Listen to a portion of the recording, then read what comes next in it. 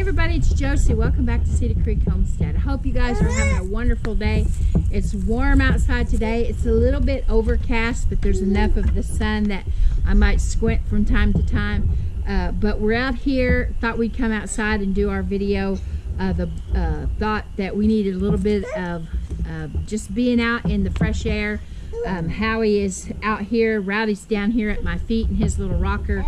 And Howie and his mama is playing t-ball or trying to learn to play t-ball. Now, of course, he's not old enough yet to play on the t-ball team, but Mama and Daddy has got this little setup for him to practice, and he, yeah, to practice. Got a setup for him to practice, and he has a little bat and a ball, and he goes up and just knocks the ball off of the tee with his hand. So hopefully by the time he's old enough to play t-ball, I think around here is 3 years old, that he'll have all the basics down, and his little brother will be right behind him. So I see a lot of baseball in our future. That's the way it was when I was growing up. We always, of course, there was enough kids in my family.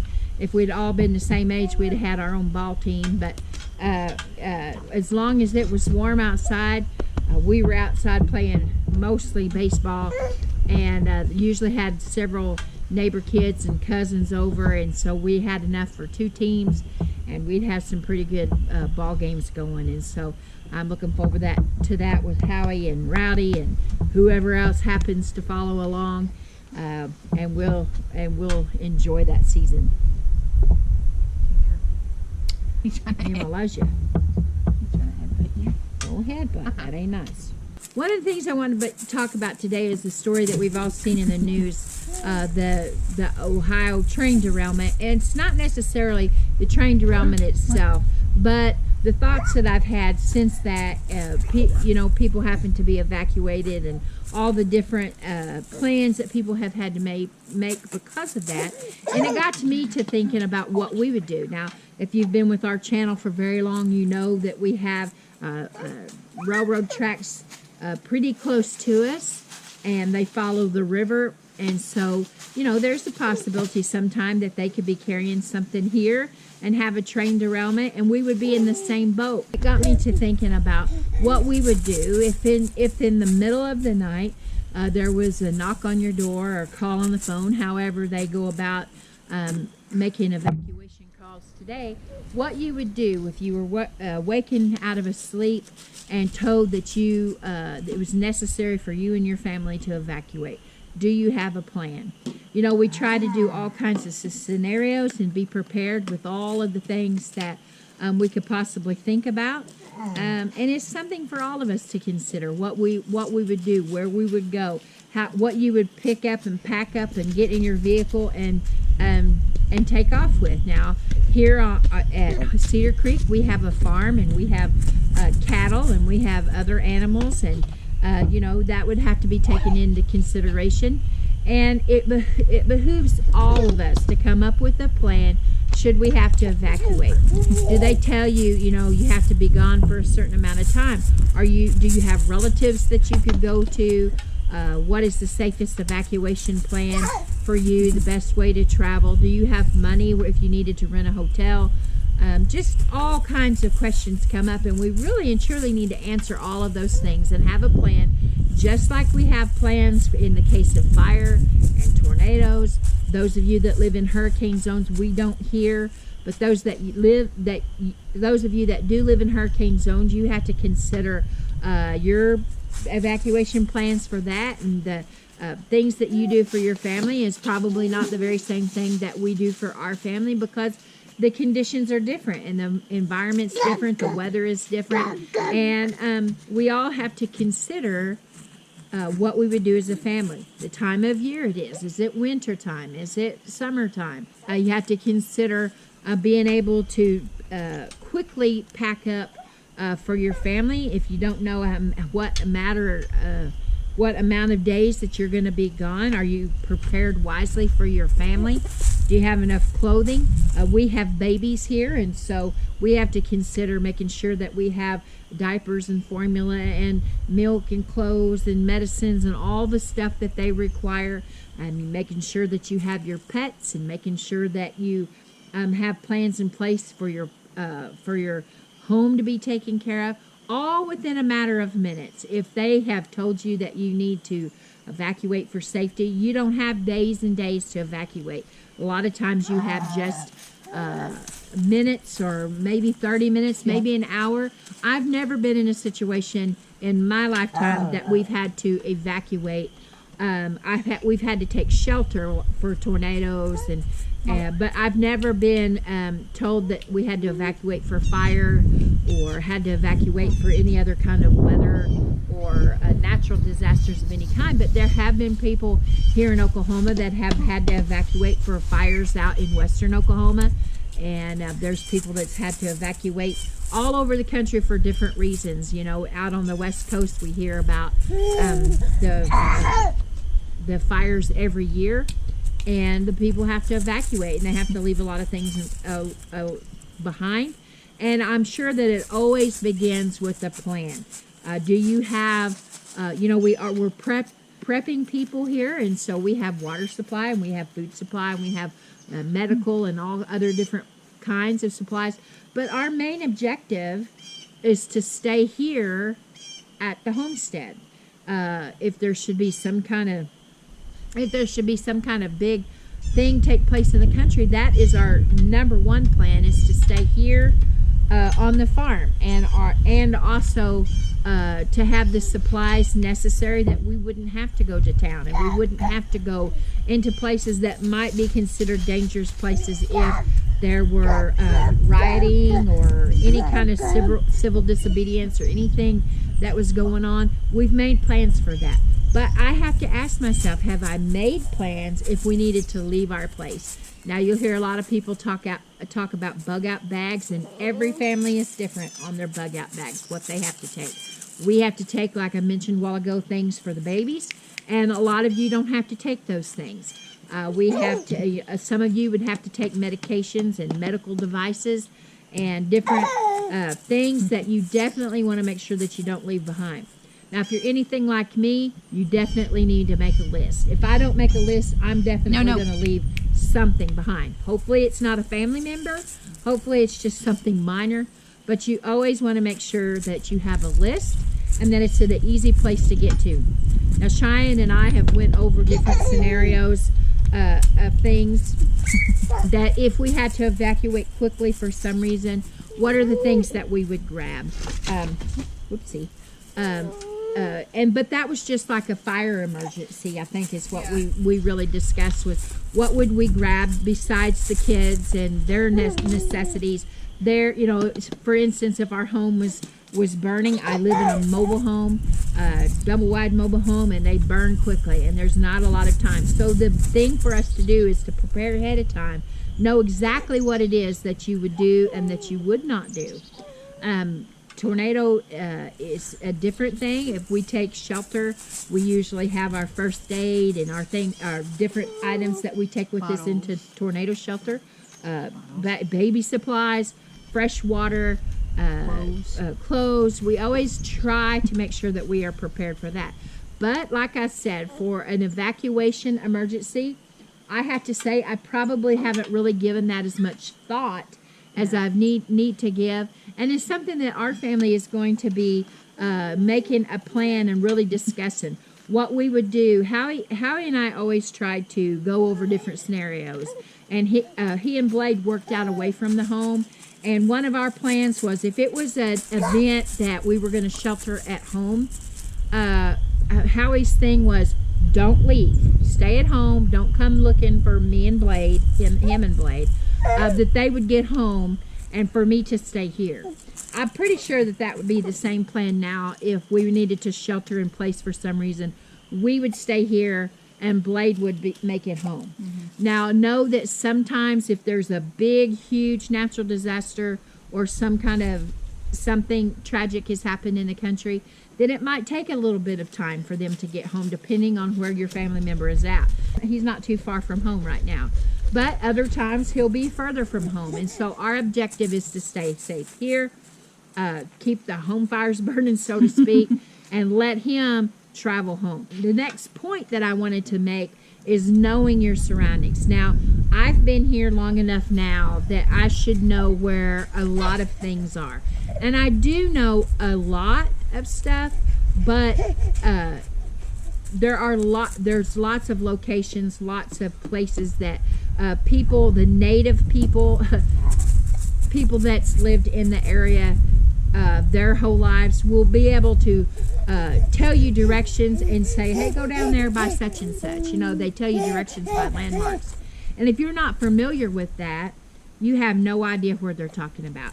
Sometimes I have to question when someone tells me, hey, you ought to go check this out. I have to get further information because they're just familiar with telling, you know, just like I was back home in Arkansas saying, well, you go down by Mr. Jones's big barn and turn left and go down there to that big sycamore tree and turn back to the right. Go down that lane and their house is down there. Well, it's the same way here in Oklahoma and wherever you live in your area. The people that have lived there long enough, they know how to get around. And we need to learn how to get around in this area.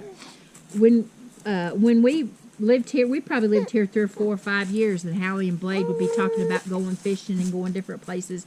And they'd say, well, we're going to go to Sawmill Holler, and I had no idea where they was talking about. I still don't know where. Well, it's not too far from here, but I wouldn't have ever called it Sawmill Holler. They know why they call it Sawmill Holler, but I had no idea. So pay attention to those around you. Listen to what they call the familiar landmarks and familiarize yourself with that. But I would caution you also, if there's some kind of natural disaster like a tornado or a hurricane or a fire, and those things are destroyed, say a tornado comes by and it tears up the grove of pecan trees that they tell you to drive past to find Mrs. O'Leary, and now the pecan grove is gone because of a tornado, you're going to have trouble.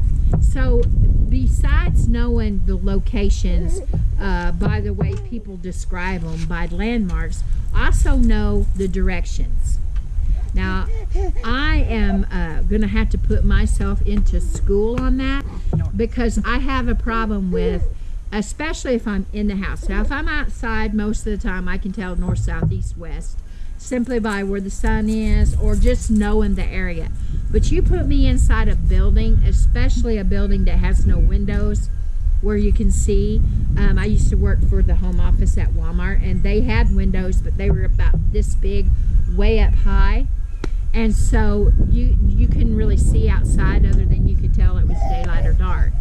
But I have always been problematic to myself because I'm like a compass needle in my own mind. You have a compass. I'm the needle, and I always point north. So in my line of vision. So if I'm looking and you say, where's north? Inside a building, I'd say this way. Because you always go this way. You always go forward. So to me, forward is north. Well, we all know, you guys know, that that's not the case. And so it's important to learn your directions. Inside a building, outside a building, know north, south, east, west. Know the direction that you're going. Now, there's a few supplies that you're going to need to add to your bug out bags, your vehicles, whatever it is that that you have that is going to that you're going to use if you have to leave. A lot of us depend on these right here, and I will tell you that these are an awesome thing to have if you have the ability to get it. It'll tell you right where you're wanting to go. It'll give you directions right down to the home, the address that you're wanting to go to. But what would you do if the cell towers were down? Phone died. Your phone died. there was some kind of damage to the phone, and you had to find your way out of a disaster. You had to find a detour road. You had to find a way to get your children and your grandchildren, your spouse, to safety.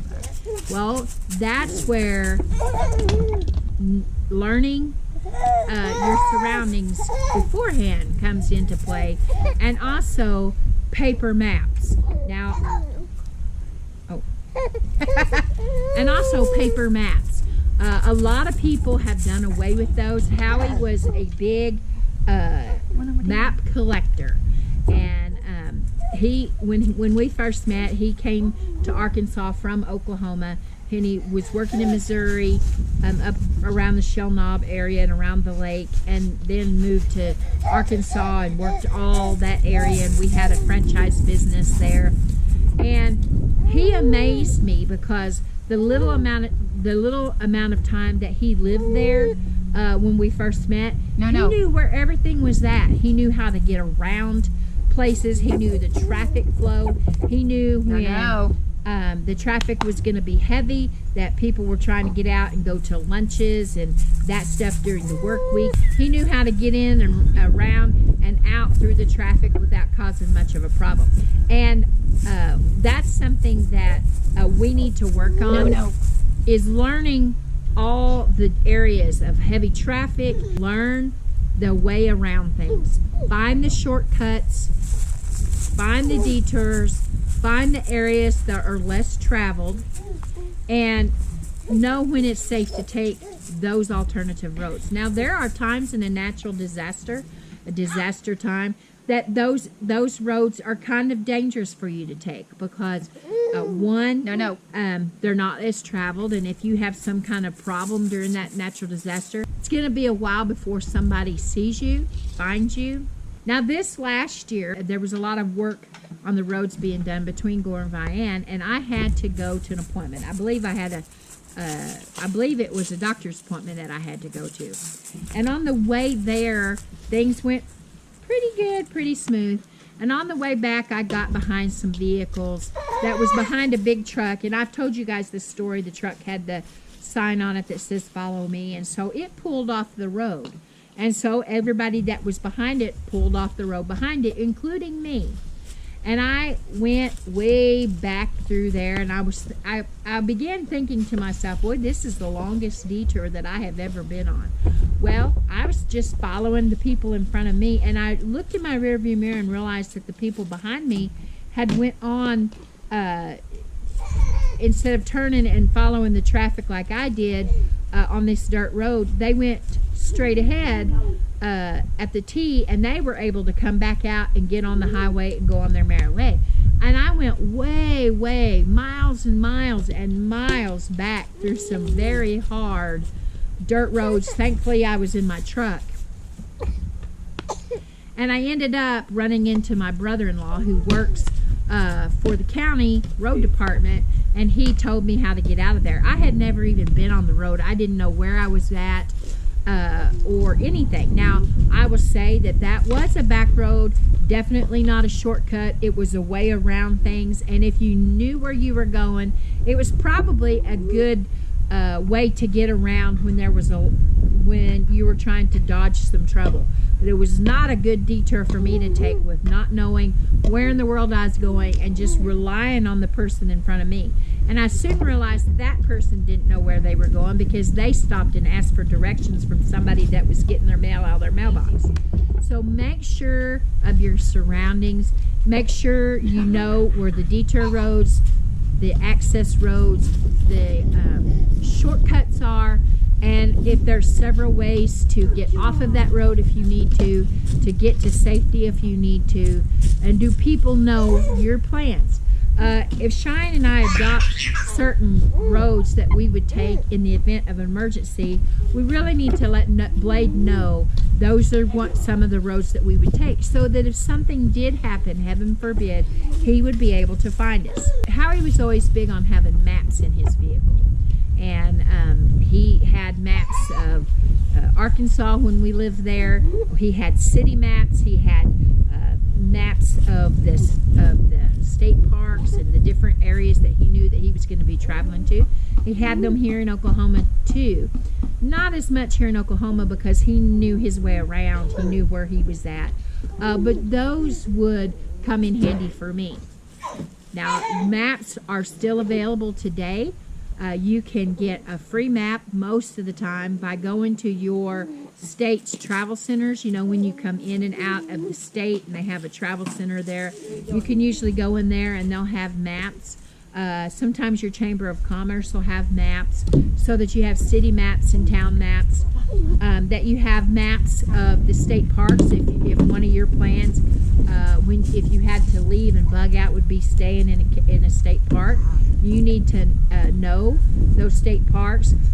You can also get maps. For Oklahoma, I know for our state, you can get maps of the lakes and the waterways, so that you know where those things are located. So you have a little bit of homework to do. Make a plan with your family of how you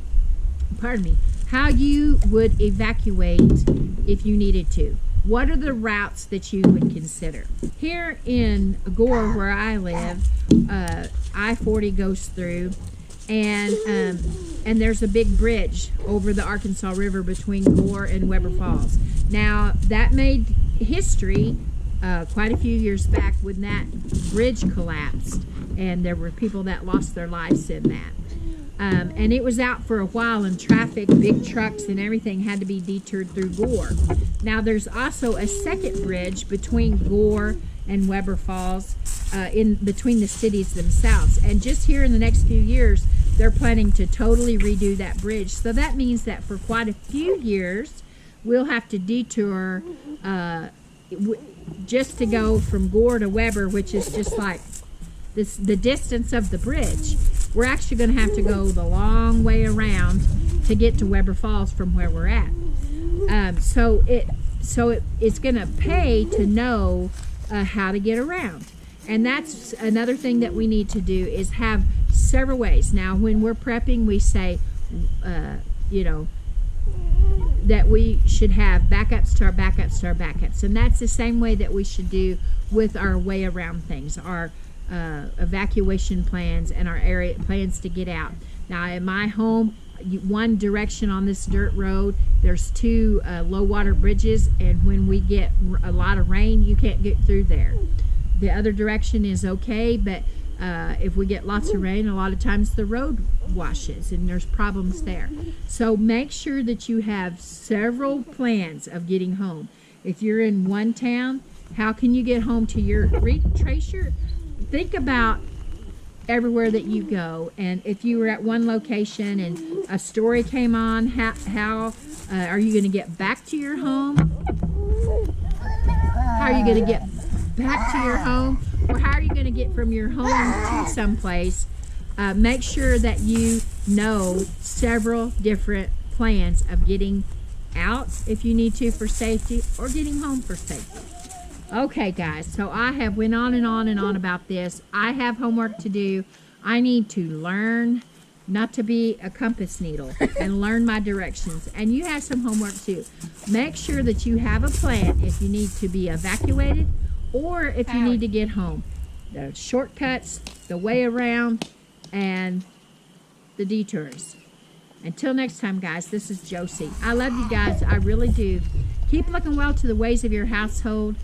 Until next time, we're going to play a little ball out here with Howie, and we're gone.